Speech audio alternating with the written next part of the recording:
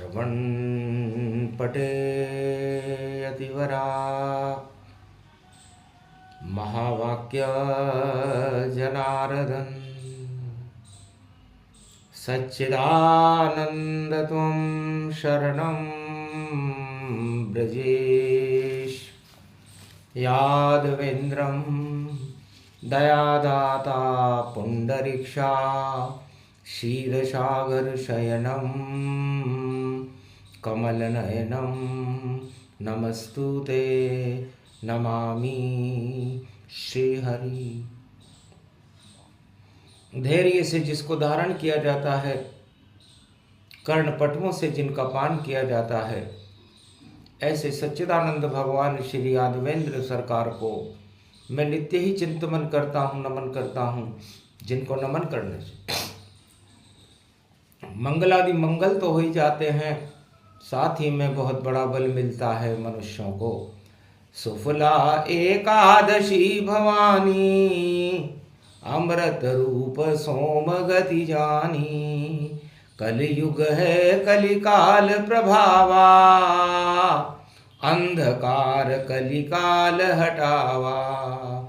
क्षीर सागर में शयन करे नारायण भगवान।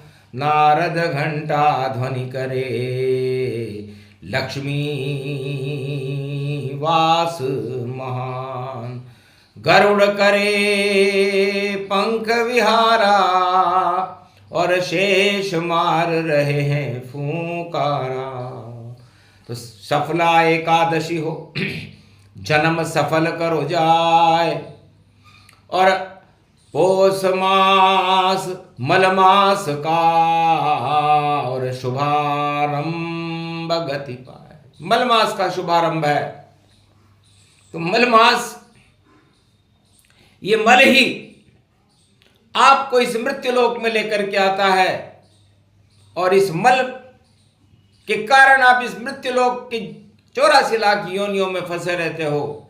और इस मल को त्यागने के बाद आप विमल होकर के बैकुंठ में जा सकते हो। ये एकादशी का पर्व है, जब एक ही दिशा में, आत्मा की दिशा में 10 इंद्रियां मार्गदर्शन करने लगे, चलने लगे, तो वो मार्ग ईश्वर से मिलाने का मार्ग होता है, और वो व्यक्ति और वो जातक सफल हो जाता है। और जो इस मार्ग को छोड़कर भोगों के मार्ग पर चलते हैं, वो 84 लाख योनियों में फंसे रहकर इस मृत्युलोक के दुख उठाते रहते हैं। इसलिए भगवान नारद भगवान विष्णु से कहते हैं, अहो भाग बैकुंठ में आवा। नारायण गुणगान में गावा। सगुणम श्री विष्णु परम प्रसन्नम चतुर्भुजम सदा क्षीरसागर शयनम।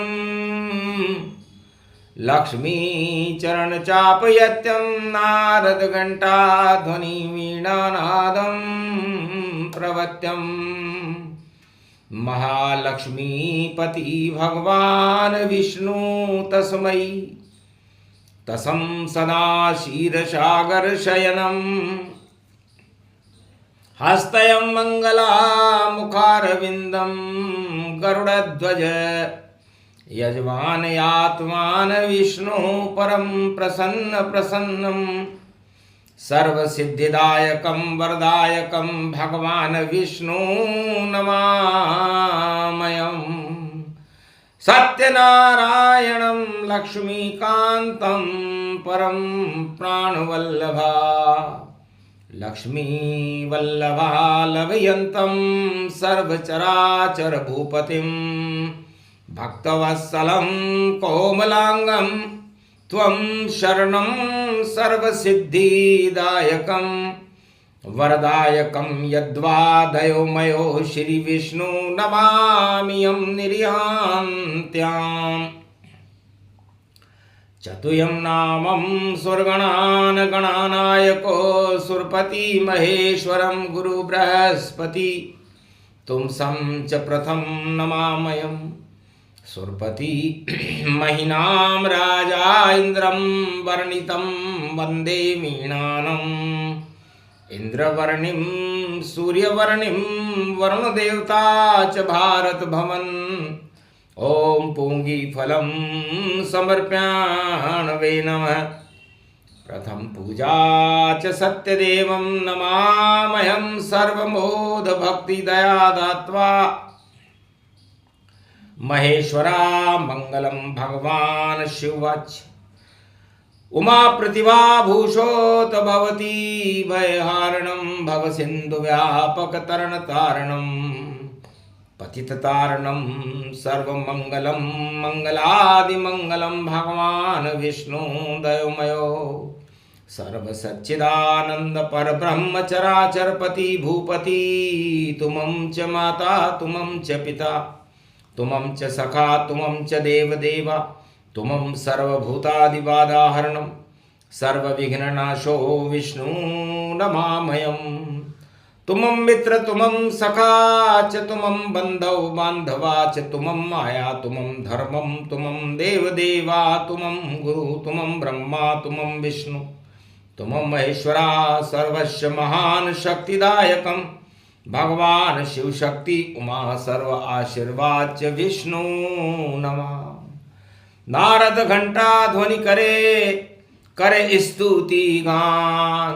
नारायण ने भी दिया नारद को वरदान। पृथ्वी का कल्याण करो देव सत्य संदेश। सत्य जगत में बड़ा है बाकी सब अवशेष। हे नारद, इस पंच तत्व भौतिक शरीर और इस मृत्यु लोक में सत्य ही शेष रहता है। ये शेष शैया है और क्षीर का सागर है। अपने इस पंचभूत आत्मा को क्षीर सागर बनाओ। सत्य के मार्ग पर चलो और सत्य का खोजने का प्रयास करो कि सत्य कहाँ मिलता है। सत्य सूर्य में है या चंद्रमा में है। सूर्य सत्य पृथ्वी पर है या मृत्युलोक में है या आत्मा में है या परमात्मा में है या प्रकृति में है या वृक्ष में है या जीव जंतुओं में है या समुद्र में है या आकाश में है या पाताल में है। ये सत्य है कहाँ? इस सत्य की खोज करना ही सबसे बड़ा अनुसंधान है।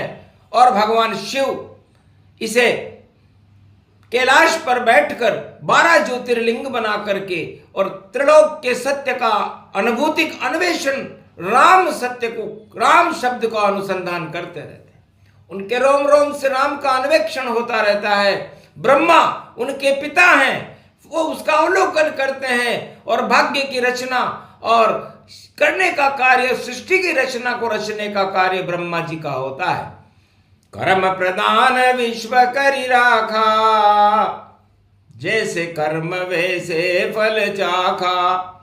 जब जब मोह जगत गति पावा, तब तब जगत दुख प्रगटावा। दुख का कारण मोह है नारद। नारद मोह तुमको हुआ देख कुंवारी जान, और वरमाला जब नहीं डली तो शाप दिया मुझे आन। जो वरमाला नहीं डली, जब कोई किसी आत्मा को कोई वस्तु नहीं मिलती तब वो बड़ा परेशान हो जाता है, क्रोधित हो जाता है और भगवान को भी श्राप देने लगता है। ज्योतिष भगवान शिव के पास होती, जिसे तीसरा नेत्र कहते हैं। संसार में और किसी के पास नहीं, ज्योतिष तो तीसरा नेत्र बने। पूरे त्रिलोक को देख देख और शिव व्यापक गति वेश बने। दरवेश बने नंदी पे चले, शिव पार्वती ही ज्योतिष करे। और ज्योतिष तो ज्ञान के लिए होती धनवान, इससे कोई नहीं बने। कैलाशपति भोले शंकर पर्वत पत्थर पर रहते हैं, उनसे बड़ा नहीं कोई ज्योतिषी है, ये वाणी में हम कहते हैं। ब्रह्मा लिखते हैं भाग्य सदा, और वही फलित गति पाता है। और कलयुग की सृष्टि देखें तो हास्य विनोद दिखाता है। कलयुग में ज्योतिषी हास्य विनोद का विषय है। व्यापार बन गई ज्योतिष यहाँ, और ज्ञान का कोई अनुसंधान नहीं, और भूत भविष्य वर्तमान दिखाकर और बन गए सब धनवान। यही धन के पीछे घूम रहे हैं सारे ज्योतिष जान, और मिलते हैं गरीब से नहीं ज्योतिष, मिलते सब धनवान। धनवान उनके पीछे घूमते, मिले सफलता कैसे दो, और उल्टे सीधे बात बताकर और देखो सब कुछ करते हैं। तो ज्योतिष विद्या का कलयुग में है भारी अपमान। ज्योतिष तो नवग्रहों का और देखो अनुसंधान है नारद, ये ज्योतिष विद्या नवग्रहों का अनुसंधान है। और ये नवग्रहों की किरणें हर पंच तत्व भूतात्मा के अंदर जब जागृत होती है और जब वो फलित होती है तो आपके सूक्ष्म ब्रह्मांड की चेतनाओं को जागृत कर देती है। और उस जागृति में आपके यदि पाप हैं तो पाप जागृत हो जाएंगे, और यदि पुण्य है तो पुण्य जागृत हो जाएगा। अब गुरु सक्षम गति व्यापक पावा, पाप पुण्य क्यों गुरु ही बतावा। अब कलयुग में गुरु भी नहीं होता, क्योंकि लपेट के चपेट के और पेट के गुरु यहां, तो कलयुग केवल नाम अधारा, और सुमर सुमर नर उतर ही पारा। आज शुक्ला एकादशी है और कलयुग में भगवान के नाम का ही आधार है, इसलिए ईश्वर नाम ही सबसे बड़ा गुरु है। वही सत्य के मार्ग पर आपकी आत्मा को ले जाएगा। न कोई ज्योतिषी ले जा सकता, न कोई राजा ले जा सकता। और पूरी दुनिया कलयुग में ज्योतिष और राजाओं के पीछे घूम रही है कि यही हमारा भूत भविष्य वर्तमान है। यही अज्ञानता है, और इस अज्ञानता को सफलता एकादशी पर नारद मैं तुझे बता रहा हूं, और इस अर्जुन को भी मैंने समझाया, मैंने रावण को भी समझाने की कोशिश की कि जिस सोने की लंका में तुम रह रहे हो और जिस 1.25 लाख परिवार के ऊपर तुम फूल रहे हो, और तुम खुद बहुत बड़े ज्योतिषी हो, रावण के बराबर ज्योतिषी और नहीं कोई गति जान। रावण संहिता में दिया ज्योतिष का सब ज्ञान, फिर भी वह ज्योतिष खुद और हो गया लंक शमशान। 1.25 लाख मर गए वहां पर 9 ग्रह कैद ही मान। 9 ग्रह जिस ज्योतिषी ने कैद कर लिए हो, महालक्ष्मी को जिसने कैद कर लिया हो, ऐसे ज्योतिषी की क्या हालत हुई, वही उससे बुरी हालत कलयुग के ज्योतिषियों की है। ये वाणी आज शुक्ला एकादशी को प्रवचन कर रही है और मार्गदर्शन कर रही है भारत का, कि भारत एक जगत गुरु गुरुत्व प्रदान देश है, माता है यहाँ की भारत माता, विश्व गुरु, जगत गुरु, धर्म गुरु, गति जान। और ज्योतिष तो फंस गए यहाँ पर भूत भविष्य वर्तमान। वो क्या बताएंगे भूत भविष्य वर्तमान? रावण को क्या पता नहीं था क्या सबसे बड़ा ज्योतिष रावण से बड़ा कोई ज्योतिषी हो कलयुग में, सतयुग में, द्वापर में, त्रेता में? तो वाणी से शास्त्रार्थ करे। वाणी भी गई ज्योतिष के पास, अरे करो साक्षात्कार, बार बार विचार बदल रहे ऐसे ज्योतिष पार। तो ज्योतिष का मतलब ज्योति से है, और ज्योति आत्मा में जलनी चाहिए, और जब आत्मा में ज्योति का प्रकाश होता है तो वही परमात्मा का प्रकाश है, और वही आपके अशुभ कर्मों को समाप्त करके परमात्मा से मिलाएगा। इसलिए ग्रह भूल जाइए, ग्रहण मत लगाइए, और ज्योतिष के पास कभी कोई नहीं जाइए। यदि जाओ आप तो ठगा ठगी ठग ठग, और देखो भैया अज्ञानता को आप खुद बढ़ाइए। अंध ये विश्वास जानो और ज्ञान नहीं इनमें मानो, और अज्ञानता को आप खुद ही फैलाइए। तो तुलसी असभतव्यता तैसी मिले सहाय, जैसी जिसकी करनी होता है तहां ले जाए। इसलिए नारद हम क्या करें? कलयुग में कर्म की प्रधानता है, और जैसे आपके कर्म है वैसे ही आपके गुरु है, वैसे ही आपके ज्योतिष है। आप उनके पीछे न भगो तो फिर किसके पीछे भगो? इसे दोष नहीं समरत को नहीं दोष गुसाई, और बोले विष्णु वचन कृपण की नाई। नारद तुम भी ज्योतिषी और आए मेरे पास, मुझको ही गुरु मान कर किया मुझ पे विश्वास। सुंदर मुझको बना दो, मैंने बंदर दिया बनाए। ले मेरी तो चतुराई थी जिसे समझना तुम कोई पाए। तुम समझे ही नहीं कि मैं तुम्हें सुंदर नहीं बंदर बनाऊंगा, क्योंकि बंदर राम अवतार में बंदर ही सब कुछ करेंगे। संकट मोचन बनेंगे बंदर, सेवक राम बने गुण पाए। और पहला अवतार धरती पे होगा रामचंद्र व्यापक कहलाए। और दशरथ घर में जन्मूंगा मैं, और संकट मोचन लिए बुलाए। सारे संकट हटा देते हैं जिसके कोई कष्ट गति पाए। तो संसार में यदि किसी के कोई कष्ट हो तो ज्योतिष और राजा के पास जाने की जरूरत नहीं है, संकट मोचन के पास जाइए। और संकट मोचन चारों युग प्रताप तुम्हारा है, प्रसिद्ध जगत उजियारा। सारे ज्योतिष उससे उसकी शरण में रहते हैं, उसकी आराधना करते हैं, तब भी उन्हें वो वस्तु नहीं मिलती जो उन्हें मिलनी चाहिए। सुफला एकादशी है और दिया तुम्हें ये ज्ञान, ज्योतिष केवल ईश्वर मिलने का मार्ग प्रशस्त महान। ज्योतिष भगवान शिव से सीखिए, और भगवान शिव इसको संसार को बताते हैं। अगस्त नाड़ी, शिव नाड़ी, सूर्य नाड़ी, चंद्र नाड़ी, और नाड़ी में नाड़ी नाड़ी ज्योतिष उसे जानिए। और वेद जी नाड़ी पकड़ के बता देते ज्ञान सब, और शिव को ही नाडिया नंदी नाड़ी उसे मानिए। और नंदी पे सवार भोले नाथ यो अजब गजब, शंकर को त्रिशूल पूरी ज्योतिष इसमें मानिए।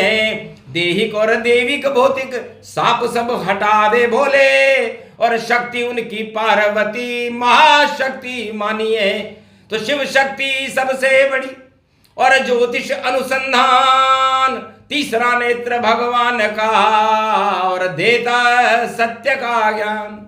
तो संसार के अंदर सबसे बड़ी ज्योतिष भी तो पुराण से आई है। ऋग्वेदम गति व्यापक पावा, और आयुर्वेद ज्योतिर्वेद बनावा।